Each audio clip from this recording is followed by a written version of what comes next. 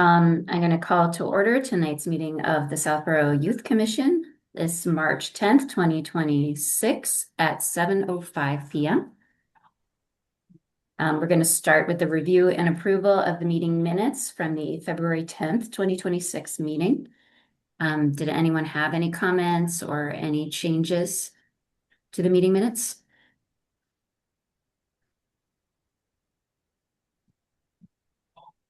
I don't either. Would anyone like to make a motion to approve the meeting minutes from the February 10th meeting? I'll move to approve. I'll second. Okay, we'll do a roll call vote to approve the meeting minutes. Lauren Ritchie, Aye. Susan Byer, Aye. Kayla Monzak, Aye.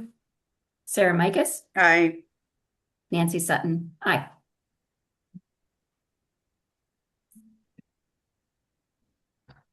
Oh, and we have next on the agenda just some notes about upcoming meetings. We talked about making the April meeting in person. Because it just goes with our timing, we decide quarterly in-person meetings, right?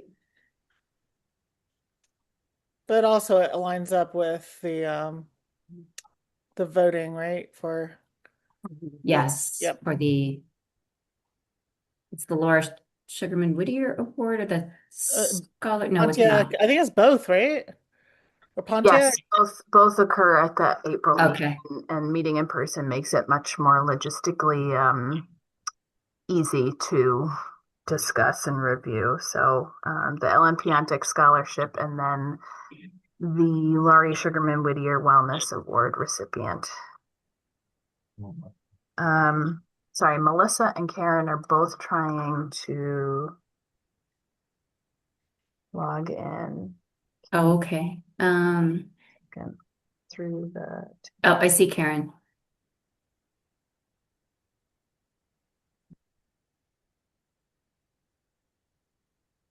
You don't see Melissa yet. She's showing me a screenshot of weird. Right. Let me check. A Oh, computer. my apologies, Hey, everybody. Karen. I'm Hi, so Karen. sorry. I don't know where the time went, and I all of a sudden I was like, You know, we were just talking about how the time change has really, I mean, even you look outside and you expect that it's going to be fully dark when these meetings happen. So it's Yeah. a little, I understand that part. Melissa is trying to join us. I'm just going to copy the invite link and send that to her. Yeah, I don't know. I don't know if she's not being let into the meeting. I can't see her name. No, she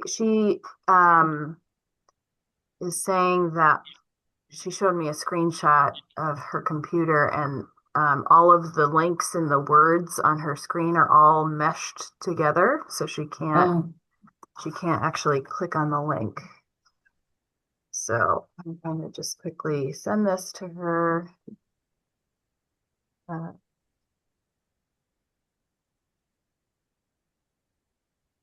Just sent to Southborough now. Okay. Hopefully she can access that. Okay. So Karen, we already approved the meeting minutes from the February meeting. We talked about the April in-person meeting. And May, Sarah, I don't remember the May rescheduled details, so could you take that one? Sure. Yes. So that happens to be an election night, and we are not able to have a meeting on an election night. So we do need to reschedule that.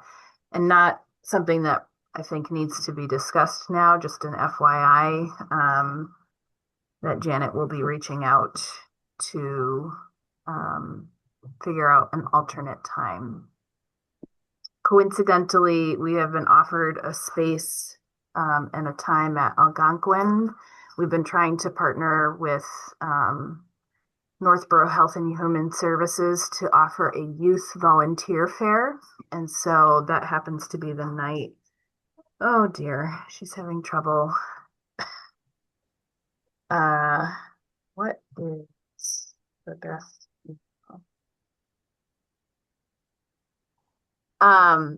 So I think the reason why we're talking about this ahead of the director's report is because you will see that we have scheduled an event for the night of the 12th. So we're not allowed to have a meeting, but coincidentally that works out because that happens to be the only night that Algonquin was able to offer us for the youth volunteer fair that we're co-hosting with Northborough Health and Human Services. So sorry guys, I'm just going to take one more quick second to try to get Melissa into the meeting with a different email. Melissa, there she is.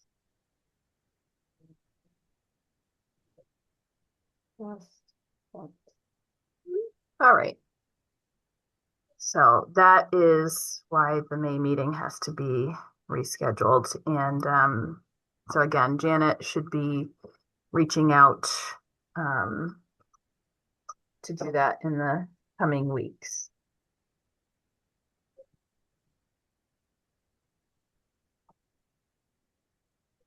Do you want to start the director's report, Sarah, or? Sure. Thank you, Paulo. Okay. Okay, lots of multitasking going on here. Thanks, guys. Okay, let me pull up the director's report. Where is that? Here.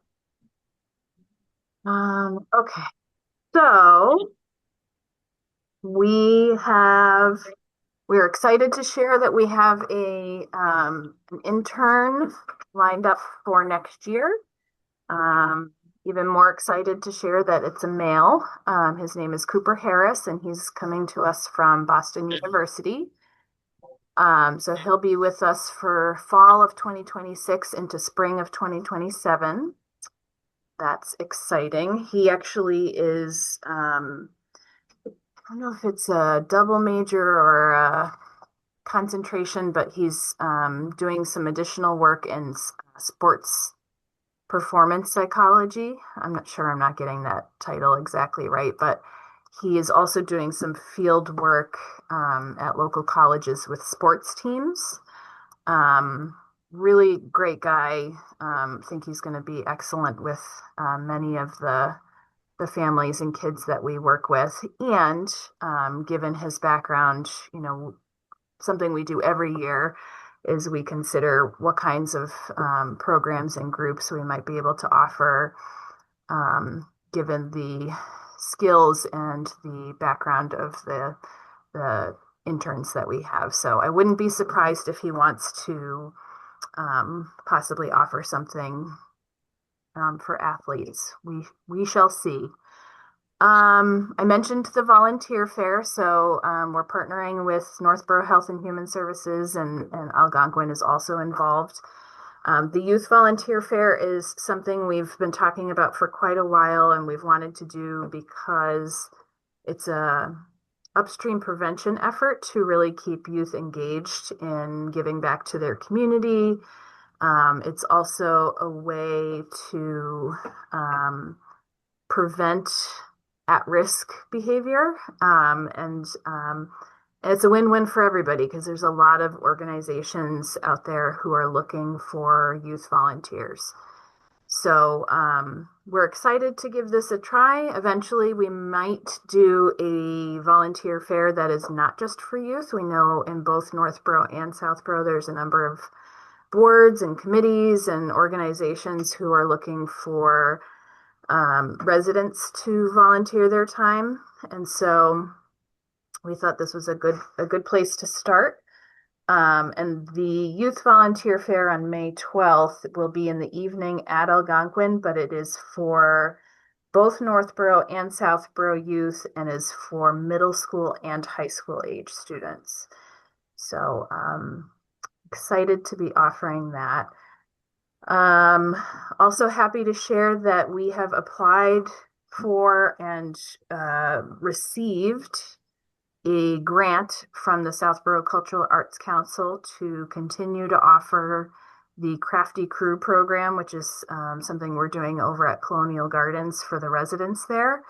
So it's a a social program really aimed at combating loneliness and isolation and bringing those residents together and using art as a way to connect them. So we're very appreciative to the Southborough Cultural Arts Council for the support of that program. And even though our interns are finishing up early May, this means that we'll be able to continue the program possibly in the summer, but definitely starting back up again in the fall.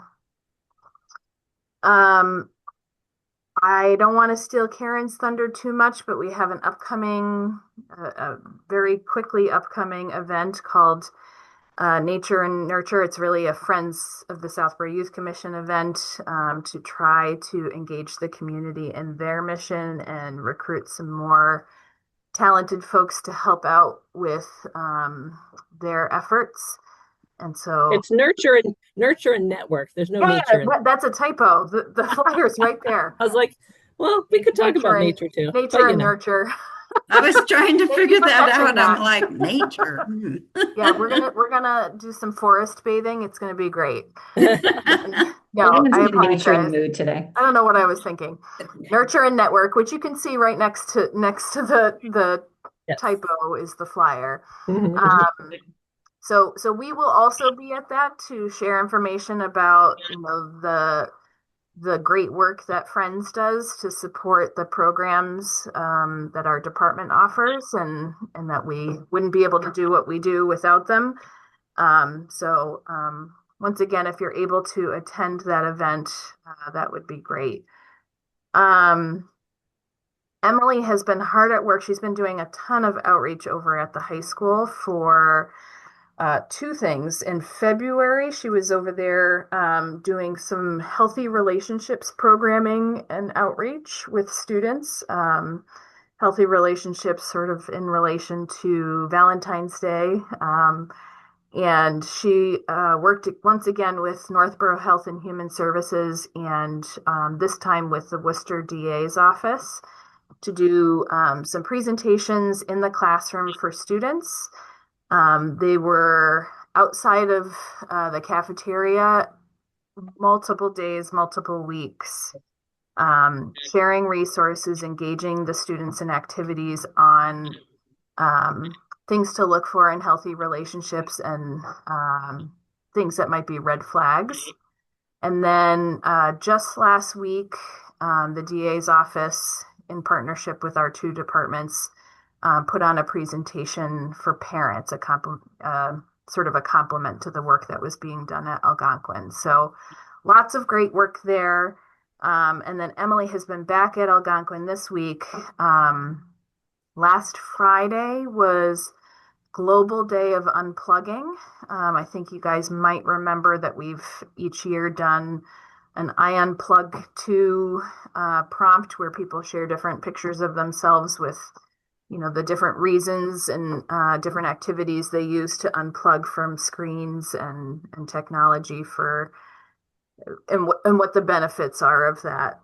So she's been taking a little bit of a different approach this year, trying to get students involved, and has found that they're really there's quite a bit of feedback from students on their own tech use, and she's been able to get increased engagement this time around, which is great. Janet and I continue to field a lot of financial assistance applications for camp scholarships and other things. Our camp scholarship requests are down this year over what they were last year. I was just sharing with our friends group that this year so far, we have only had, I think it was around 10 families that have applied, and last year we had 16 or 17 at this time. We generally get ongoing requests throughout leading up to the summer. Some families are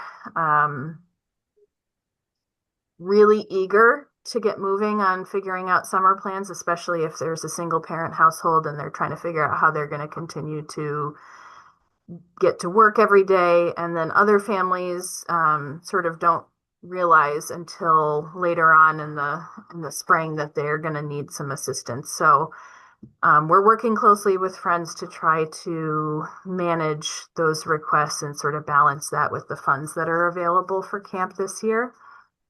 Sarah, Yes. because we have limited funds, do you reach out to repeat or are you waiting for them to come to you? So Jana has twice reached out to families that they might have been eligible for the program last year, and or they were eligible for the Winter Wishes program. Yeah. It's all the same application for those programs. So not eligible, but participated in the Winter Wishes program. And so she's reached out to those families who haven't yet applied to just say, hey, just so you know, just a reminder that if you want to get any support with camp, that we need to hear from you, and you have to fill out the application once per calendar year and so on and so forth. So I have told her that I think 2 times is enough, especially for those families who are familiar. They know how to find us, and you know, we're kind of, it's a delicate balancing act between, you know, reaching out to families, ensuring that families that could use the support are getting it, and balancing that with the fact that, you know, resources are a little tighter this year. So do you know if kids might have aged out? Like cross that threshold where like now they have a job or a license, or I mean, I'm just curious if there's kids that are, if you had metrics on kids that you thought might have aged out and those families would need it. Yeah, they don't generally apply. I think the ones that we still haven't heard from have kids that are appropriate for camp. Yeah. Most of them have elementary age kids. Okay. So they weren't on the cusp and then like one more year. Yeah. Okay. Right. Yeah. But, you know, it might, I don't know what the circumstances are. There might be other competing priorities right now, or, you know, they might have other things that sort of prevent them from being able to apply. And, you know, every year we hear from people all the way up until June. So I wouldn't be surprised if we get some more requests as time goes on. But we made a plan this morning that, you know, we're going to work with the requests that we have currently, with the budget that we have currently. Friends sort of officially said a $10,000 budget feels comfortable for what we have available this year. So we'll work within that budget with the requests that we have currently, and then anything new that comes in after that, we'll have to handle it case by case, and see what it is they're requesting, what they're eligible for, and what the total cost would be to support that request. So, let's see, I lost, here it is, upcoming events. Look I did it right on the upcoming events, nurture and network instead of nature. You know what it is? It's nature versus nurture that I was thinking of. That's funny. So we're going to actually increase our food pantry outreach. So Jessica Devine, if you're listening, I have yet to email you back. She asked if we could come more often. I haven't yet emailed her back because Emily and I just met about that today. So we are going to start going to the food pantry instead of every other month. We're going to go every month. The Nurture and Network event is happening in partnership with Friends in Theracopia. Annual town meeting is on April 11th at 10 a.m. at Trottier. And the Youth Volunteer Fair at Algonquin, which I already mentioned. And for whatever reason, Mother Nature does not want me to provide QPR, suicide prevention training, to the library staff. On both occasions that we have scheduled that, we've had a major blizzard.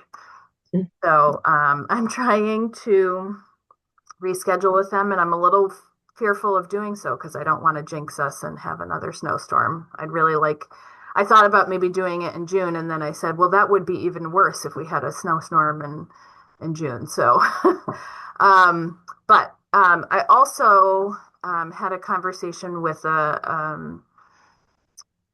one of the school counselors at St. Mark's who expressed some interest in us doing QPR over there. So it's possible that we will move in the direction of offering it over there also in the coming weeks, which will be great. So I believe that is it for the director's report. I don't know if there's any questions on anything mentioned.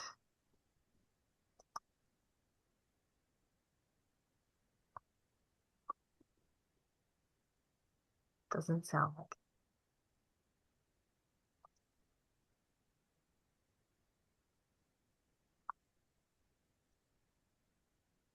I just wanted to say I really like the idea of the volunteer fair because I feel like in previous years, high school students have been kind of resistant to, things related to mental health but, I feel like bringing it in a positive direction and having them, go out and help others is a great way to bring them in. Yeah, we're really trying to figure out ways that we can do some more community building. So investing in your community, connecting multi-generational connections in the community, ensuring that kids have the opportunity to know what it feels like to give back. Maybe it may even offer them some exposure to different careers, that they might consider. So if any of you are aware of a local organization that is looking for youth volunteers, we are kind of at the stage right now where we're looking for people to come to the fair to share information about their organization. So Sarah, do you have a list of current ones that we don't reach out to someone that's already been committed, or do you not have We haven't, so we're just compiling a list just to keep things streamlined. Liz Nolan, who is the outreach coordinator, I hope I'm getting her title right, at Northborough Health and Human Services. She is going to be the one reaching out to these different organizations. So we're just compiling a list of ideas at this moment. And okay, so just email you or Janet? Yeah, sure. Yeah, okay. Email me. Yeah. Okay. Sarah, oh, go ahead. I was wondering if you can speak to what the setup of the volunteer fair would look like. Is it booths or is it people standing on stage or what? It will be booths. I didn't get that. Could you try again? Oh, no, I cannot. Someone's listening. So yeah, it will be booths, as in everybody will have a table, and it will be an open house kind of feel where you just go in and we're even hoping to have a key of sorts so that people will be able to indicate by a color sticker or something like that, whether they are looking for a certain age group, whether they're open to everybody, so that, people will know which tables to go to. Because some people are looking for, you have to be 16 or older in order to volunteer with them. So, and does it need to be, the organizations have to be within Southborough and Northborough or no? Okay. No. Though I think the more organizations we have that are in those two communities, the better. But I know that, local hospitals are on the list, and some of the other organizations that I saw that are already on the list are nearby. So. Okay. I know Pine Hill Meadow Garden on my street, Diane Weintraub just put out a Facebook message requesting volunteers, groups, individuals who would help with the garden. It's a great experience. It's really well run, and there's all kinds of different people, and they give the kids a lot of attention and support. So I'll send you her email address. Great. Yeah, my daughter got to learn how to drive a tractor there. Nice. Oh, wow. Great. Yeah, any ideas you have would be super helpful. Thank you.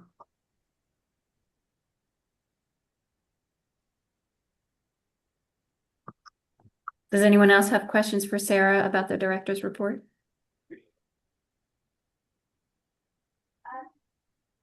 Well, not to push it right back to you, Sarah, but do you want to That's talk all right. about That's all the right. donation account expense? Sure. Yeah. So one additional update for everybody is that the work has begun over at the Flag School, um, which is where we will eventually be moving to. I'm very grateful. Shout out to our facilities department. They've been wonderful and they've been downstaffed, so they're doing what they can while they can. And I know that they've gathered all the materials, and I think they've started putting up walls and things, or very close to doing so. So, that being said, I'm really trying to look ahead. We've started thinking about how we can scan our paper documents and upload those to our current electronic system so that I don't know if you can see this giant file cabinet behind me that's full of old files that I'd really love to not have to bring those with us. We're starting to kind of think about what we can pack now because it's a long process. That said, we have talked with the facilities director, and he has informed us that we are not going to be able to bring a lot of our furniture. And that means that we will need to purchase new things. And I'm not sure how we will do that.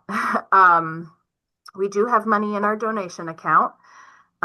It's roughly $6,000, I believe, right now. I'm hoping that we can bring most of what we have or some of what we have, but it's really hard to tell at the moment because he's got measurements that are accurate, but until things are done, it's really kind of hard to figure out. Okay, I need a new desk. Where is the desk? Where would I like the desk to go into the room? I know what the dimensions of the room are, but where do I want it set up? And should it be L-shaped or should it, just be rectangular, so on and so forth.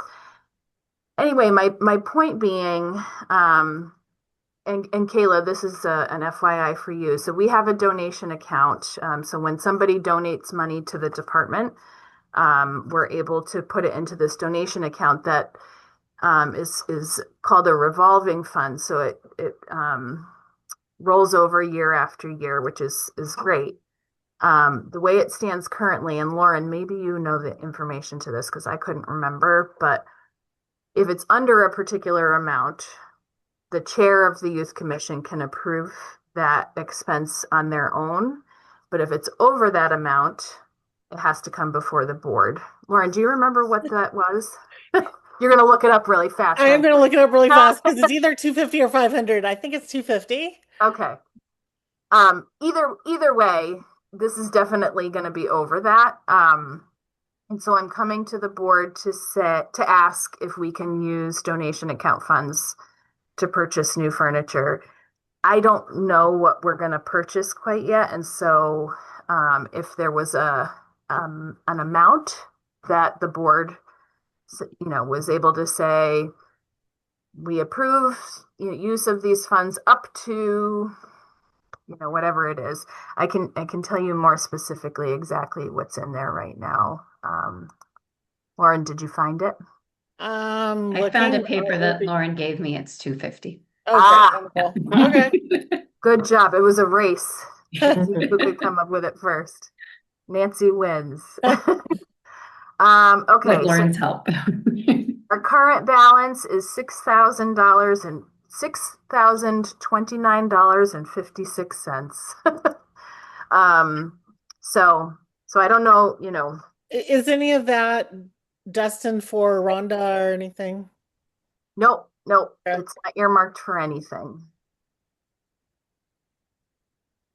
Might be helpful if I don't know if they have like any kind of space design software, or sometimes you can even use AI to kind of look at your current furniture, but it'd probably be better to have an kind of a idea of what you need Well, I do know for sure, and this is my bad, but I didn't know what I didn't know at the time. So for sure, we're not going to be able to bring any of our armchairs or our nice, cushy, comfortable stuff because apparently maybe I shouldn't put this on record, but I should, that we were supposed to get fire retardant fabric for those pieces. So knowing that we need to do that, we're going to ensure that we have the correct correct furniture for the next place. So the desks, maybe hopefully we could bring, I'm not sure. The orientation of the space is a little bit different than what we have now. So actually, I think looking at my desk now, I think we need something that does not have this big hutch that's in front of me. So it could end up being a significant amount, but we also are all prepared to, have to do this in stages a little bit too. So, do what we can while we can, and then. Does the town have any funds available for this kind of thing? Because you are moving into a new space and it's a town-funded organization. I would just imagine that they would have to provide some money to provide appropriate furnishings. I have not heard what is available, but I am happy to inquire again about that. What happens to the furniture that you can't take over? Knowing what happened last time, I think it's probably going to go over to the recycle center, or, might be something that ends up getting donated. And I'm not even sure who makes the call on that. It's possible that for some, just as an example, we had this really very comfortable armchair at the last building we were in that somebody donated to our office after a family member had passed away and left all this house full of furniture. It did end up with another department that does not interface with the public. And so it's just in an office that nobody is using. So I don't know if it would go into storage. I don't know if it would, I think some of the things that we had ended up being sent to the swap shop last time. So I'm not sure. But a lot of what we purchased actually was funded by Friends the last time. And I have asked Friends about that, but I don't think they're in a position this year to do that. I think we need to explore other options before, we ask anything of them. Just speaking on behalf of the Friends, but if we did purchase a lot of that furniture, I would love to see it donated to like Fresh Start Furniture Bank. Yeah, I agree. Instead of going to storage. Just putting that out there. So yep. Okay. Sure. Yeah, so maybe talking this out, maybe it's Friends call. It's hard because some of it was purchased by the town, and then some of it was, I think the stuff that's the armchairs and the couches were purchased by Friends. I know that for sure. Yeah, and if that's in great condition, it would be lovely to give those to Fresh Start Furniture Bank for a family. Yep, like it. I mean, I have no idea. It's kind of hard to ballpark, but I mean, are we thinking like 2,500 would get enough furniture out of the 6,000? I mean, we're not going to drain that account, but I don't know. Does anybody have any idea if you think it's going to be more than that? Sarah, do you know like generally how many, say, cushy chairs, couches need to be purchased? Knowing that just as a start. Knowing that it's probably going to be a little more utilitarian than what we have now because of the requirements of the furniture, that might change things. I think what I might suggest is that we say a certain amount for now, and then, this is what happened when we moved into the building we're in now. I had like folding chairs for a period of time. We kind of had to do a little bit at a time to figure out what our space needs were. Even if we have dimensions, it's still really hard. It's kind of like when you move into a house, you have to kind of live in the space to know what you want and what you need.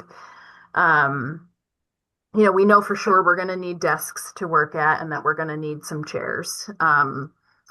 But, we may find over time that we also need a small table or, you know what I mean? So it might make sense to just do it in stages. And we're fully prepared to be kind of flexible with that plan if that worked for you guys. Well, you definitely need desks and chairs. So let's start with that, and then some places to sit for people that are not folding chairs or school chairs, maybe something comfortable and inviting that's fire retardant. I'm sure we can find, so I was just looking on Wayfair, and there are some comfy chairs that are fire retardant, and I think two for like $300. So, That's funny, Sarah, because I was just on IKEA and I'm seeing like the same price range for the similar items, two, yeah, three I think hundred. that we can, I think we should look at what the minimum is that you need to get in there and be able to function and create a inviting space. So maybe if you could make a list of like what So one additional challenge to consider, and it's not an insurmountable challenge, but generally the town is able to do business with companies that that are vendors of the town already. yeah. So we can't just order from anywhere. It's usually companies that we have an account with already. So I have on my quite long to-do list right now to talk to Sue Wood and Facilities about her knowledge of where most people are ordering their furniture. Because the senior center, for example, is probably the most recent department that had to order furniture that's like what we are going to need. So she is a good person to connect with about what options we have. Yeah, and it'd be interesting to talk to her to see if they have anything in storage too from other, organizations upgrading or downgrading or whatever. I don't know what it'd be like. I would prefer if you had a space that was pleasant and for both you and the clients. So, Sure. What was her timeline for moving in? Well, we've been told it's a bit of a moving target, right? Yeah. Because Lauren, you had what was it, your kitchen that you had to have Yes. recently. So sometimes things come up that you don't anticipate. We were told that July 1st at the latest, but Okay. that we think it would be sooner than that. Is it going to be April? I don't think so. Okay. So I don't know. My thought, which might be different from other people's thoughts, but is to allow you more flexibility, knowing that there's going to be, I feel like you need what you need, but you'll also be responsible with the money, rather than undercutting it and having you come back to us. I guess I feel like give you a little bit more flexibility with the money. I promise we won't get gold plated. Right. toilets. You're really trusted. I was don't gonna say the see you same going thing. overboard and then all of a sudden we come into a gold-plated Brothel. office. And I don't want this to be an administrative nightmare where it's like, do we take a vote in this? And then you have to go back and forth. So I mean, Right. if we need to put a max on it, a cap of $5,000 right now, That's what and I'm we're thinking. comfortable that you use up to $5,000 and not exceed, but we all know that Yeah. you're going to be fiscally responsible with the money. I think we can vote on that and just say a max of $5,000 right now, if that's That works for comfortable. me. I'm comfortable with that.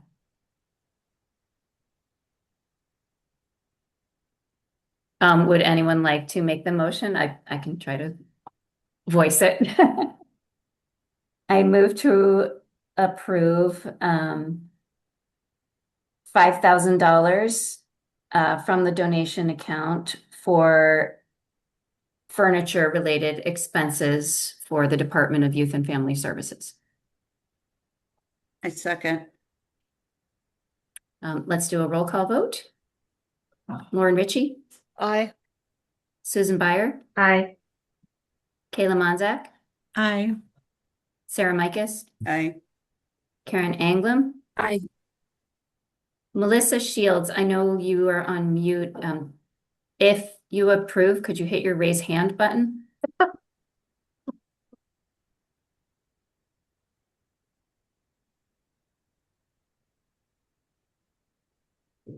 She might still be having technical problems. I Oh, hi, Melissa. sorry. Yeah, I've been having some technical difficulties here today. My apologies. So sorry. Oh, no, that's No great. worries. We're glad you're here in any capacity. Yes, I've been listening. Okay. Okay, motion carried. And back once again to Sarah, because you have all the information.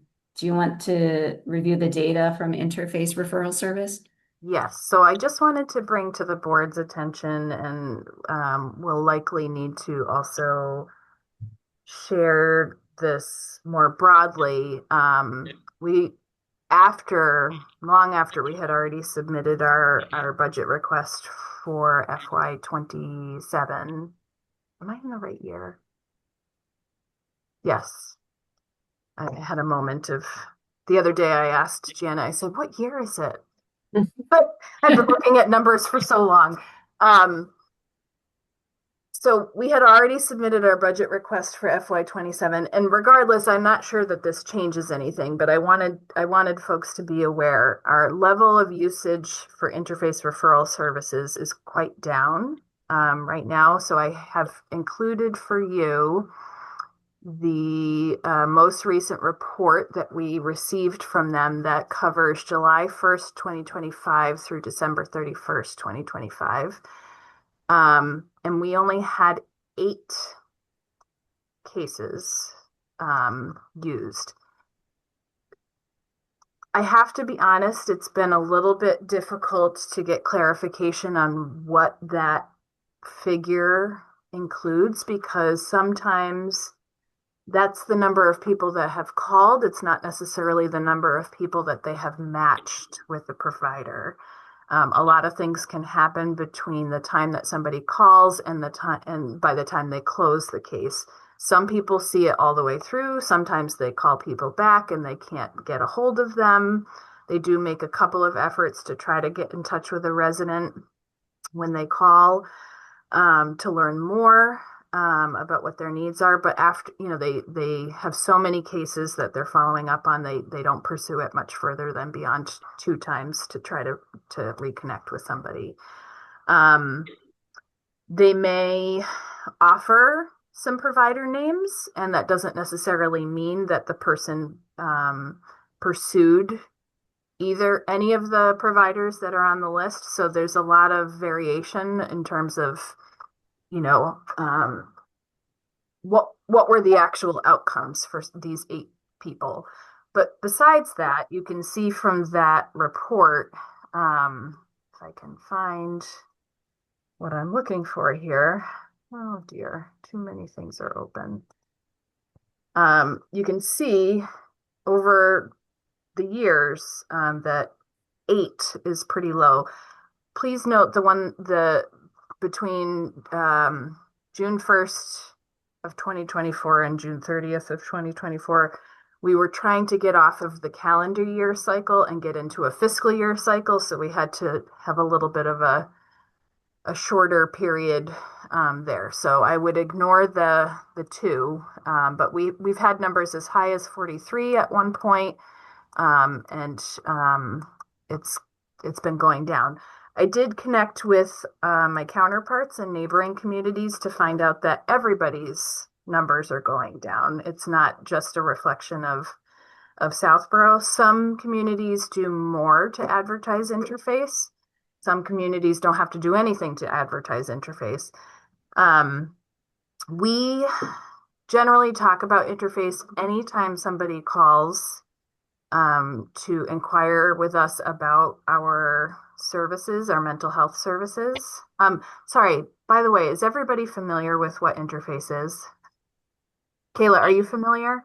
I know I've received a postcard at an open Okay. house, but a quick little overview is Sure, helpful. sure. And I'm not, this agenda we're speaking from, I'm not supposed to have access to it yet, right? Because, Oh, well, you will once you're okay, on that. Yes, I'm so great. sorry. I can share Yep. the report. Would you like me to screen share it?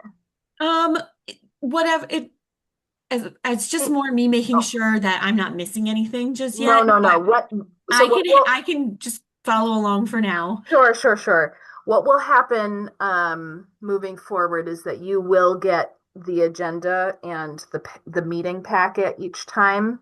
I think because your appointment to the Youth Commission happened so recently. Yeah.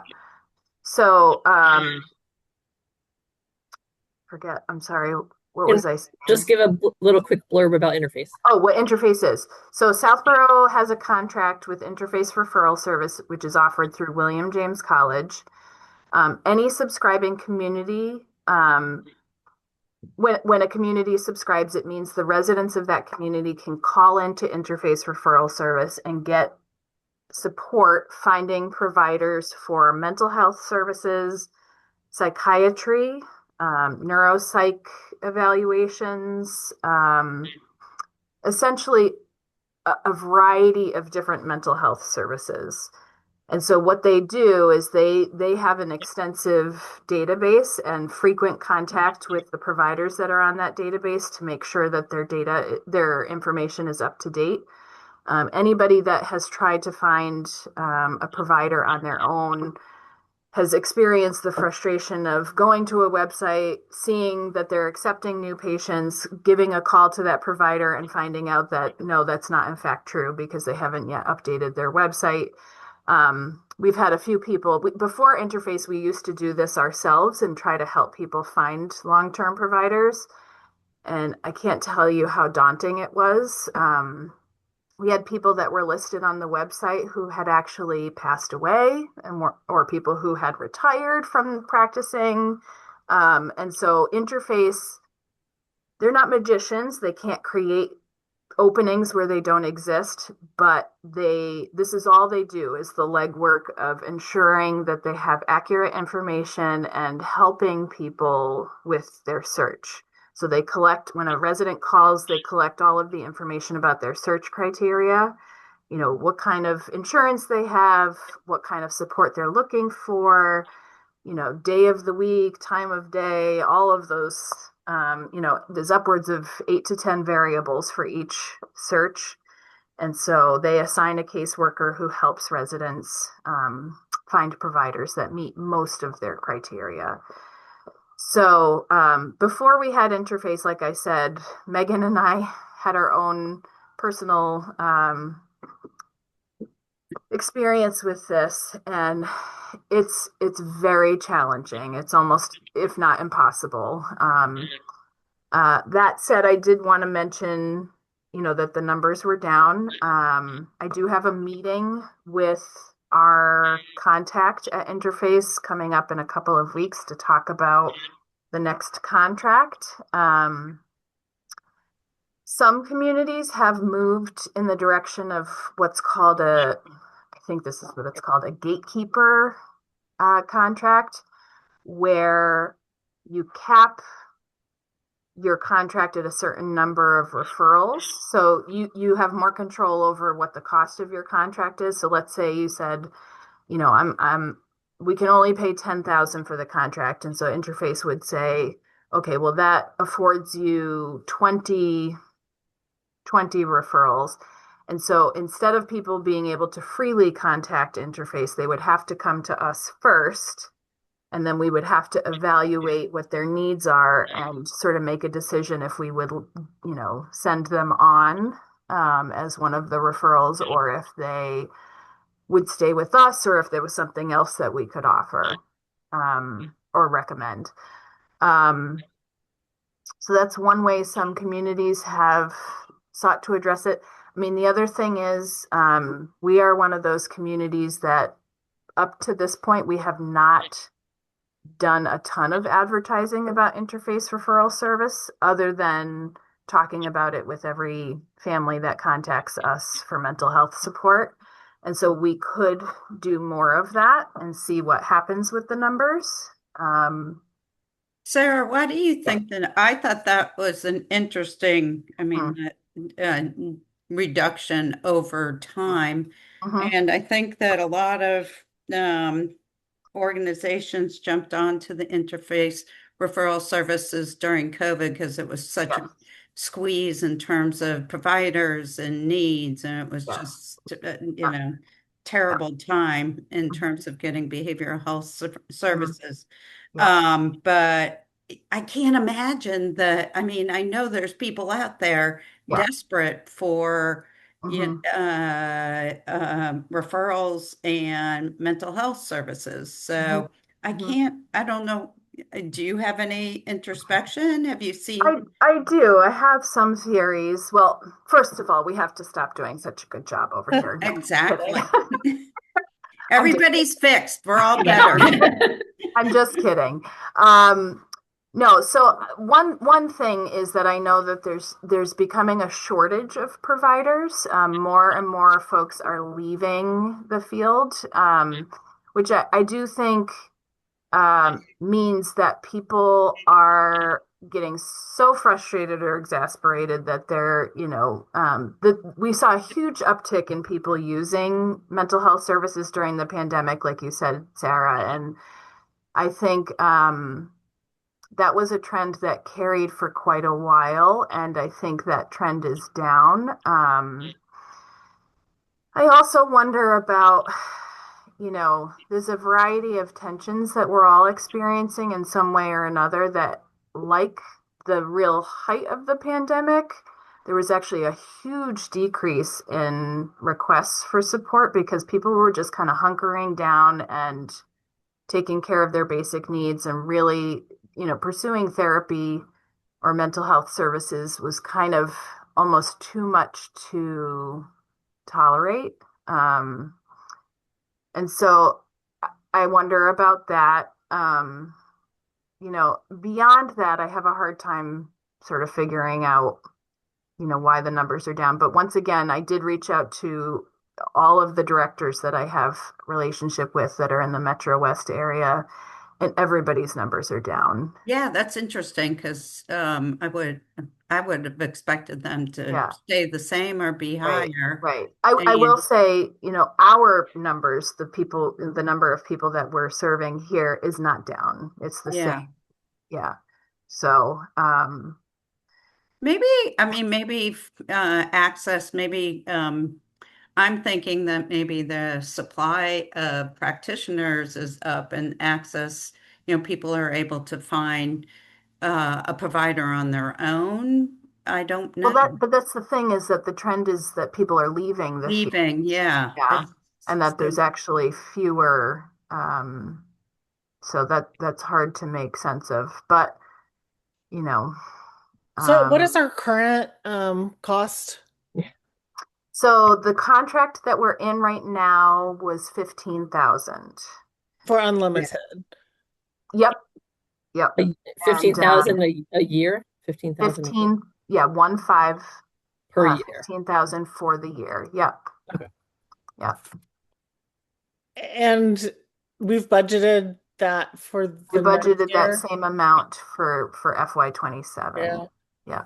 So if we were saving money, and say it reduced by $5,000 or something because we did the gatekeeper approach, it would affect your workload. But it would save the town 5,000. But I don't know I don't know how you feel about it, but I don't know if we're ready, if you guys are really ready to take that approach. Yeah, I don't know either. I really hesitate to Can you get us numbers with that after you have that meeting? To Yes, see if I'll it's even, yeah. I mean, to see if it's even worth it. How much Yeah. is the savings going to be? See if it's worth it. See what the metrics would be, like what that gatekeeper option is. How many are you Yeah, limited to? I think we make the terms of it. Oh, Like so you say a we would cap. say Okay. this is the amount that we can spend, and then they would in turn say, okay, so this is the number of referrals. But to be honest, I don't know. So I wanted to talk to you guys ahead of that meeting because I don't know how often they're doing that contract anymore. I do know that Needham had done that for a while because I mean, their population is much larger than Southborough, but their contract cost kept going up and up and up and up, and they, just needed to take a different approach. They have actually since gone back to a regular contract because it was a large volume that they were managing. But once again, they're a much larger community. So I'm happy to ask about it and find out, if I'll pose some hypotheticals to her. I'll say, And then also maybe is there a penalty? So say you cut back for like, or if you got off the contract, like what's the ramp up time if you're like, oh wow, this is unmanageable and you have to go back on? Do you start back at a certain level and you have to pay? they have a long wait list of people who are, Okay, so we have to they take only that. serve X number of communities at a time. And they have a long wait list of communities that are interested in having a contract. Okay, because we don't want to prematurely get off it and then Right. be like, whoa, we can't. We have to get Yeah. back on it and you wait. Okay.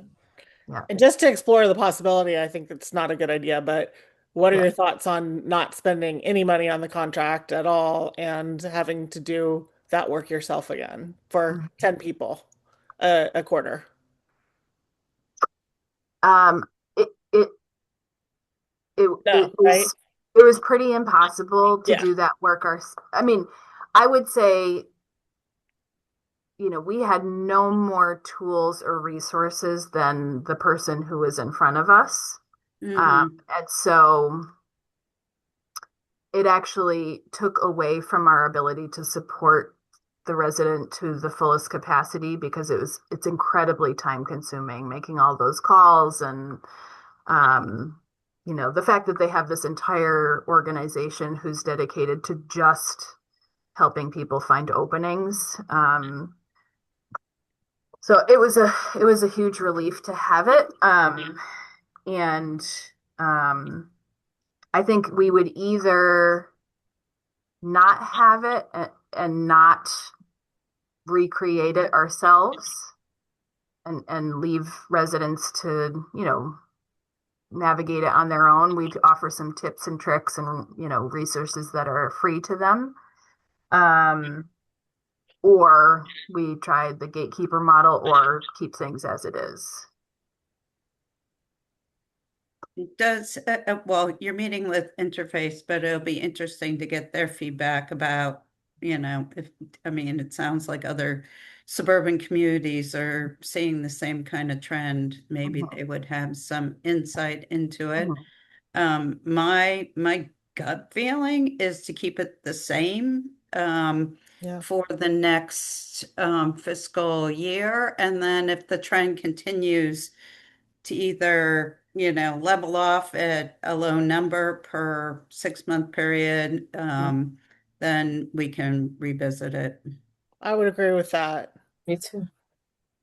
Do we know that if Interface is going to be, if the costs are going to remain, can they tell us for fiscal year 28? Yeah, so the way things it's a little wacky. They, their only clients are municipalities, so they understand how the whole cycle works. However, despite knowing that, they base the cost on the level of usage.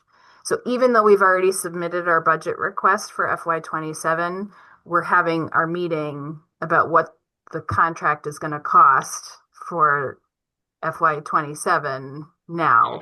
And I went ahead and reached out to our contact over there to say, I'm budgeting this amount based off of the last 2 years, because we actually budgeted more, thinking it was going to be more, and then it was always less.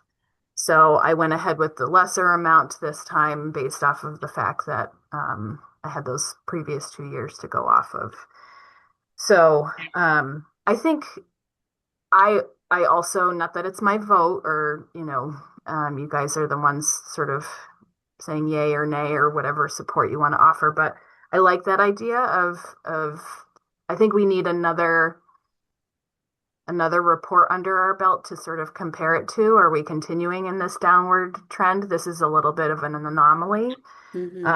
And I also wouldn't mind seeing if we did a little bit more of a concerted effort to advertise Interface to see what that does. It's possible it's fallen off of people's radar. They don't know it exists. I don't believe that the need is not there. I just wonder, kudos to Massachusetts. The state has done a really amazing job at diversifying how people access mental health services. And so that is, now that we're kind of talking about it, I think probably contributing to it also is that there are more entry points now for people to access a therapist than there were previously. And so I don't believe the need has gone down, but people can go to a community behavioral health center, for example. I don't know if people are familiar with that, but it's a walk-in urgent care setup for mental health needs. And there's one right on Route 9. And so it's possible people are using that and they are. Yes. Yeah. So that could be part of, there's a number of state-sponsored call helplines that are. Now, I just want to make a distinction here between Interface and the call helpline that I just mentioned. That is a huge database that is on all sorts of services, and so might be it's not quite the same to compare it to what Interface does. Those phone lines are generally referring people to really large agencies like SMOC or advocates, whereas Interface has a database of private practice clinicians, group practices, which is often the thing that people are looking for most of the time. So, Sarah, maybe we should add this as a talking point at the March 27th Nurture and Network event. Nature versus nurture event, because like Kayla said, I mean, Interface, it's that thing we got on the postcard, and we all handed them out at the million bags at the first day of school, but it's one piece of paper of a million that it probably does not get read. So I think it is worth trying to find other ways to advertise that and talk about it to captive audiences. I mean, obviously we'll try our best, but not just social media and handing out papers. But I don't know. But maybe we could try at least at that event and talk about it a little bit. Just, did you know we have Interface or whatever? I also think about how many times I've seen this year on Southborough Care and Share, people posting, who do you recommend for a neuropsych? Who do you recommend for a child therapist? And then there are people recommending there. I don't know if they're following up, but I never see anyone comment, use the town service Interface. Sometimes people do actually. Too. Yeah, but there's often, when I go to post something about Interface, often someone else from the community has already posted about Interface. So it maybe not every opportunity, but that's a good thing. Yeah. Yeah. But it is too, it's a little bit of a hard service to explain, how helpful it is. I tried to what do exactly it they do. And it didn't come out. Yeah. Because you get a person who takes care of you and kind of holds your hand through the process, and they match you with someone. Then they follow up and make sure that it's going well, so that you have what they call continuation of care. Like, and I guess I feel like it's a lot better than just a hotline. Okay.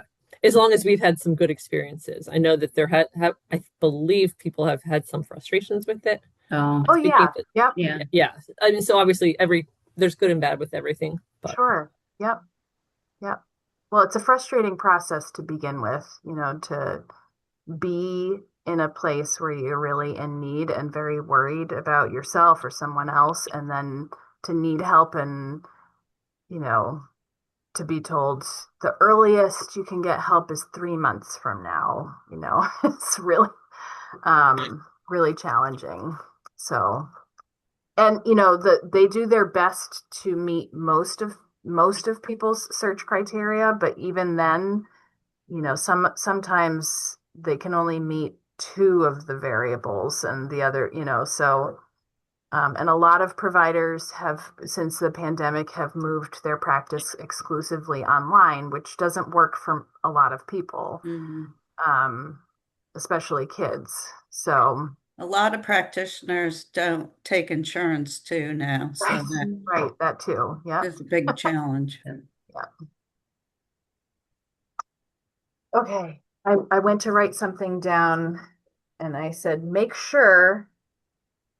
And that's all I wrote. It's really important. You'll Just remember make in the middle of the night. Yeah. Does anyone else have comments or questions about interface?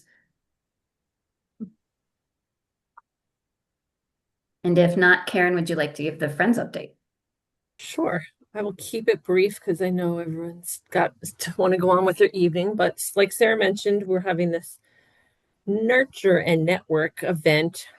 Kelly from Theracopia has been very gracious to allow us her facility. So there's going to be paraffin hand dip station, some chair massages. We have Natasha from Southborough Acupuncture doing some, I don't know if it's crystals or she's pairing up too. So, and we have a couple wonderful raffles. We have a massage giveaway.